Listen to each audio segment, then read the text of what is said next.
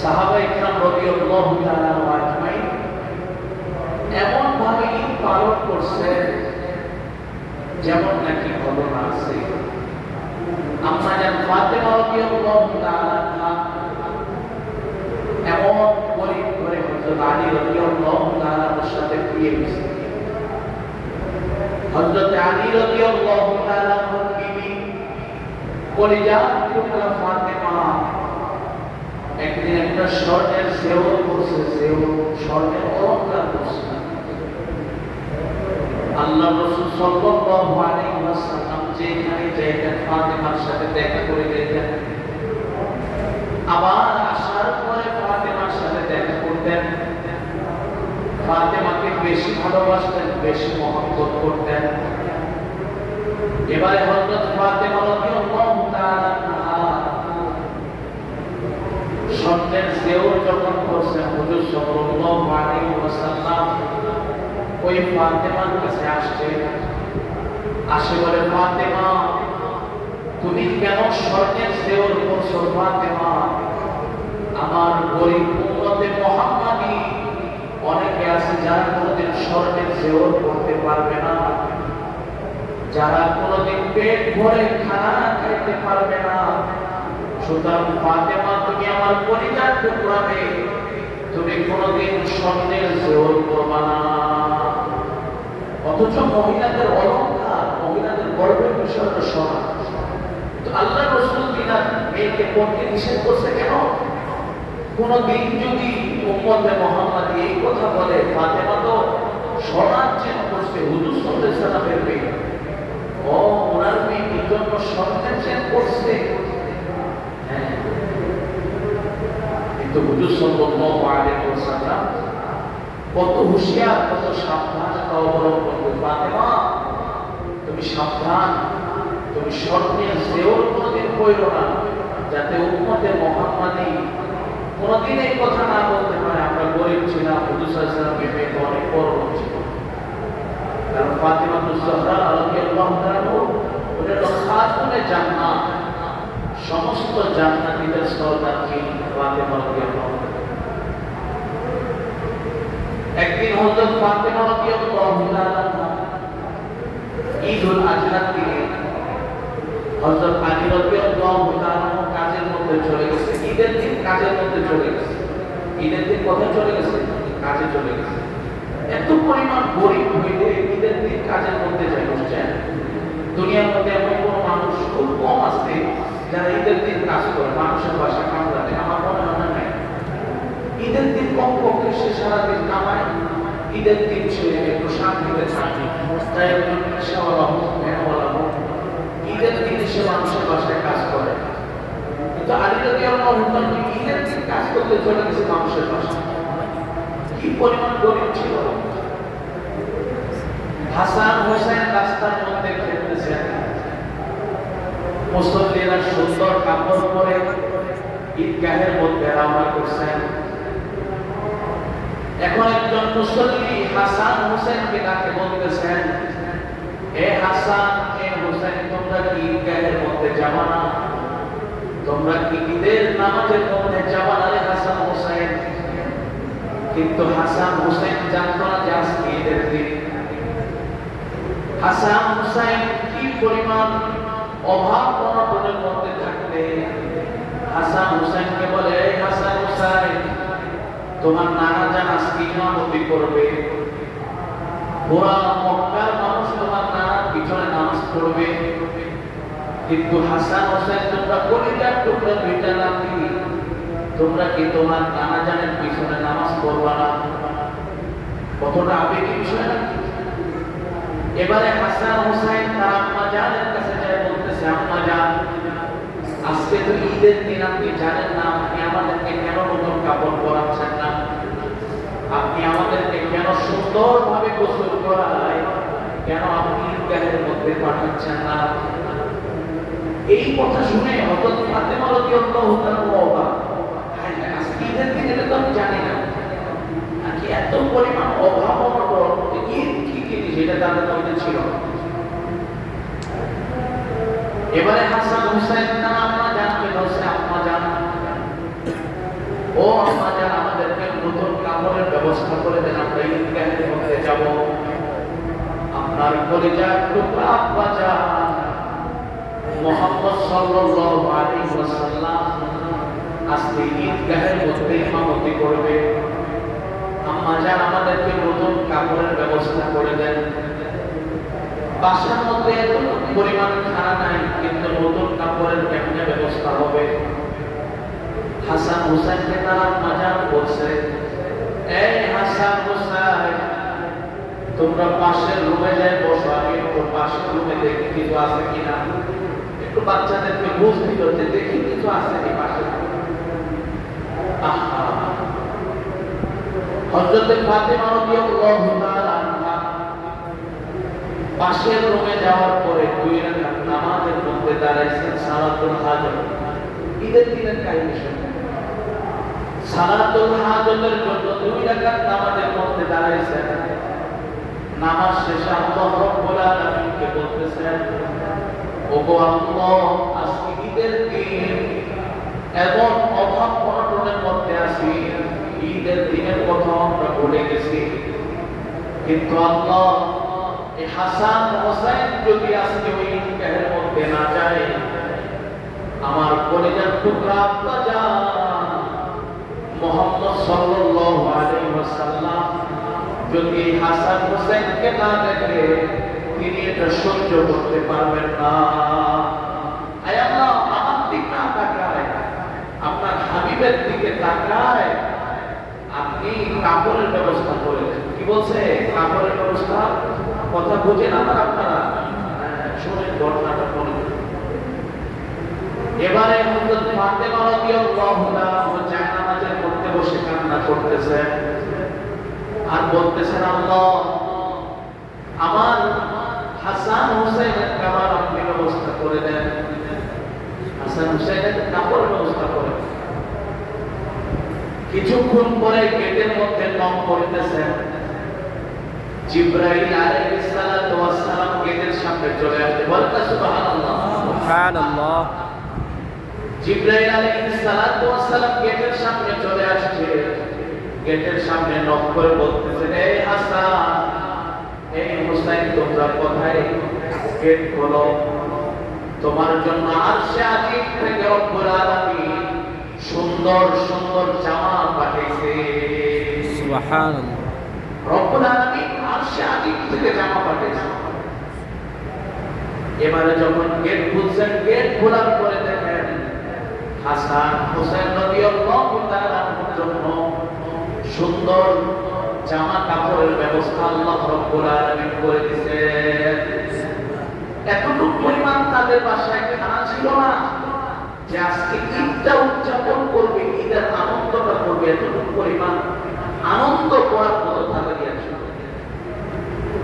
এবারে হাসান হোসেন সুন্দরভাবে গোসল করে ওই রাসূল কারীম সাল্লাল্লাহু আলাইহি ওয়াসাল্লামকে নামাজ পড়াচ্ছেন, সেই ঈদগাহের মধ্যে চলে গেলেন। দূর থেকে মুহাম্মদ সাল্লাল্লাহু আলাইহি ওয়াসাল্লাম দেখে আমার কলিজার টুকরা 2 নাতি, এক ভাই আরেক ভাইয়ের কাঁধ ধরে ধরে আসতেছে। এক ভাই আরেক ভাই কাঁধের উপর কাঁধ, আর কি কাঁধের উপর হাত দিয়ে আসতেছে।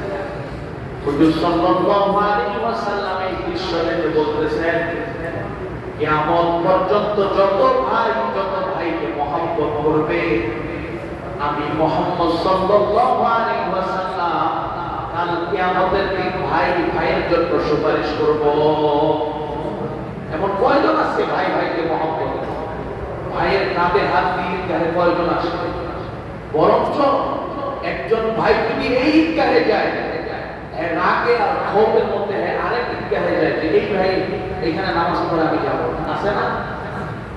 এজন্য আল্লাহ রাসূল সাল্লাল্লাহু আলাইহি ওয়াসাল্লাম বলেন, আত্মীয় স্বজন ছিন্নকারী কোনদিন নাজাত পাবে না, কোনদিন জান্নাতের ঘ্রাণও পাবে না। সাহাবীরা জিজ্ঞেস করলো, ইয়া রাসূলুল্লাহ, দুনিয়ার মধ্যে এমন কি কোনো আমল আছে যেগুলো আল্লাহ তাআলার কাছে পছন্দনীয় নয়? বড় বড় ইবাদতের দিনও আল্লাহ তাআলা এই আমলগুলো কি পছন্দ করেন না? বলে, হ্যাঁ আছে। সাহাবীরা জিজ্ঞাসা করলেন, ইয়া রাসূলুল্লাহ, সেইগুলো কি?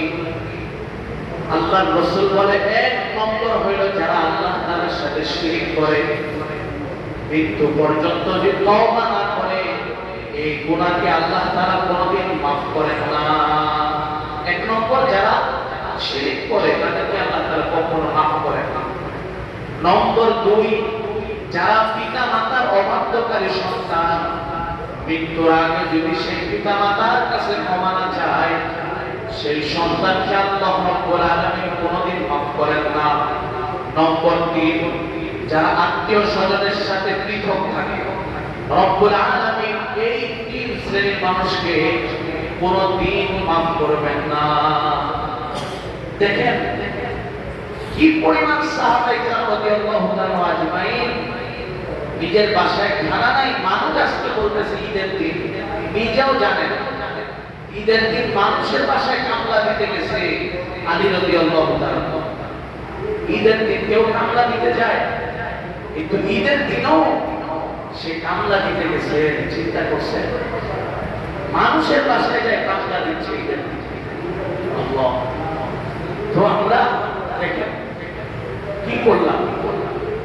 আজকে ঈদের দিন, ঈদের দিন আনন্দের দিন, হাসি মুখে চলা। এজন্য আমরা সবাই আত্মীয় স্বজনের সম্পর্ক বজায় রাখবো তো ইনশাআল্লাহ। পাকিস্তানের বড় একজন আলেম আল্লামা রেজা সাকিব মুস্তফা, তিনি বলেন, আমি একদিন শহরের মধ্যে গেলাম, ঈদের দিন বিকালের মধ্যে গেছেন, যাওয়ার পরে দেখতেছেন একজন যুবক মাছের চাম বিক্রি হয়। জানেন আপনাদের এদিকে মাছের চাম ছিল না, ছোলায় ফেলে না, ছোলায় ফেলে না মাছের চাম, যারা বাংলাদেশ মাছ খায় মাছের চাম ছড়ে ফেলে, এরপর পিস পিস করে খায়। তো ঈদের দিন দেখতেছে এই ব্যক্তি মাছের চামড়া গুলো টোকায় নিয়ে যাচ্ছে, মাছের চামড়া গুলো কি করতেছে, টোকায় নিয়ে যাচ্ছে। হুজুর বলে, তুমি মাছের চামড়া টোকায় নিয়ে যাচ্ছ কেন? তুমি চামড়া গুলো টোকায় নিয়ে যাচ্ছ কেন? সে যুবক বলে, হুজুর আমার আম্মা জান অনেক নিয়ম করছিল একটু পরিমাণ গোশত দিয়ে ভাত খাবে, কিন্তু আমরা এত পরিমাণ অনাহারের মধ্যে থাকি, মায়ের লোকমার মধ্যে আমার গোশত দেওয়ার মতো কোনো ক্ষমতা নাই। এই জন্য বাজারে আসছি, বাজার থেকে কিছু মাছের চামড়া নিয়ে যায় ঢাকায়, আম্মা জানের সামনে একটু শুধু পেশ করব। চিন্তা করছেন কি পরিমাণ গরিব, কি পরিমাণ অনাহারে থাকবে একজন মানুষ মাছের চামড়া গুলোকে টোকায় নিয়ে তার আম্মা জানের জন্য চিন্তা করেছেন। এজন্য মুসা আলাইহিস সালাম আল্লাহ তাআলাকে বলছে, আল্লাহ আমার সাথে জান্নাতের পাশাপাশি কে থাকবে, জান্নাতের পাশাপাশি কে থাকবে? তিনি বলে, তোমার সাথে একজন কসাই থাকবে। কে থাকবে? কসাই। বলে কসাই থাকবে, আমি একজন জামাত গ্রেট আলেম, গ্রেট একজন নবী, আমার সাথে একজন কসাই থাকবে। বলে হ্যাঁ, কেন? বলে মুসা আলাইহিস সালামকে বললেন, অমুক জায়গার মধ্যে যাও, একজন যুবক দেখবা সে গোশত বিক্রি করে, সে গোশতর কিছু নরম নরম জিনিস তার আম্মা জানার জন্য রাখে দেয়। সমস্ত গোশত বিক্রি করার পরে যখন বাসার মধ্যে যায়, নিজের হাত দিয়ে সেই গোশতগুলোকে পাকায়, তার আম্মা জানের লোকমার মধ্যে উঠায় দেয়, এবং তার আম্মা জানকে খাওয়ানোর পরে তার আম্মা জান আল্লাহর কাছে দোয়া করছে, আল্লাহ এই মুসার সাথে জামানোর সবচেয়ে বড় নবী হযরত মুসার সাথে আমার ছেলে জান্নাতের মধ্যে রেখে। তো মা এই দোয়া করছে, রব্বুল আলামিন এই জন্য বলছেন যে তোমার সাথে জান্নাতে একজন কসাই থাকবে। কিন্তু আমরা কয়েকজন মা বাবাকে ঈদের দিন মহব্বত করি, একটা লোকমা পরিমাণ তাদের কাছে খানা পৌঁছায় দিই, এক লোকমা তাদের আমরা পৌঁছাই। এজন্য আমরা ইনশাআল্লাহ আমাদের এলাকার আশেপাশে যত গরিব দুঃখীরা আছে তাদের আমরা স্মরণ করব, তাদেরকে কিছু করে দিব যারা আমরা কুরবানি দেওয়ার সামর্থ্য আছে।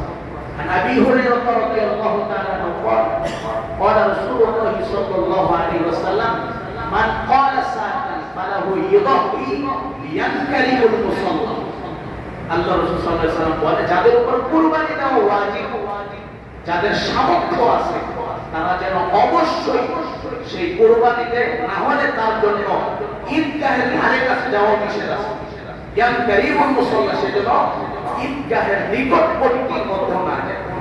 এই জন্য আমাদের যারা ঈদগাহে আসছি আলহামদুলিল্লাহ, যারা কোরবানি দিব রবকে খুশি করার জন্য কোরবানি দিতে পারবো না ইনশাআল্লাহ। হ্যাঁ, তাই ইয়ানাল্লাহু লুহুমুহা ওয়ালা দিমাউহা ওয়ালাকিন ইয়ানালুহু তাকওয়া।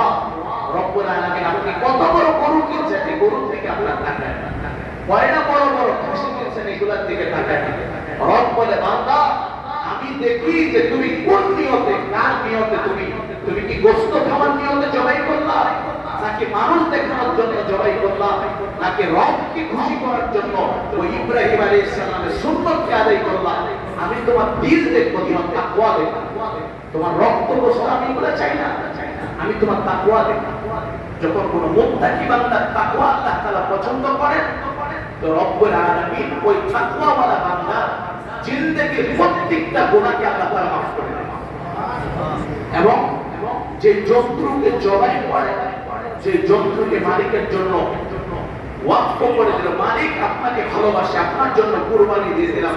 রাসূল সাল্লাল্লাহু আলাইহি ওয়াসাল্লাম চাই গরু হোক, উট হোক, দুম্বা হোক, যেই পশু দিবেন, ওই পশুর শরীরের মধ্যে যতগুলো পশম আছে প্রত্যেকটা পশমের বিনিময়ে আল্লাহ তাআলা আপনার আমলনামার মধ্যে একটা করে সওয়াব দান করেন এবং একটা করে গুনাহ মাফ করে দেন।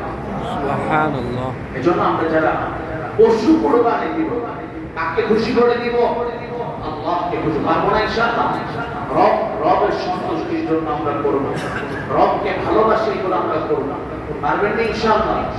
এবং আপনার আশেপাশে যত গরিব দুঃখী আছে তাদেরকে আপনারা কিছু কিছু দিবেন, আত্মীয় স্বজন, পাড়া প্রতিবেশী, এদেরকে আপনারা দিবেন।